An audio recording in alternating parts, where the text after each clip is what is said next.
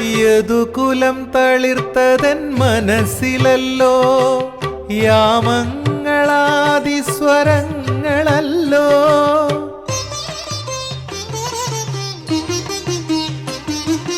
യദുകുലം തളിർത്തതൻ മനസ്സിലല്ലോ യാമങ്ങളാദിസ്വരങ്ങളല്ലോ. നീ എന്നെയും പിന്നെ ഞാൻ നിന്നെയും ഇടയന്മാരാക്കുന്ന മായയല്ലോ. ഇത് ഗുരുവായൂരപ്പ നിൻ ലീലയല്ലോ.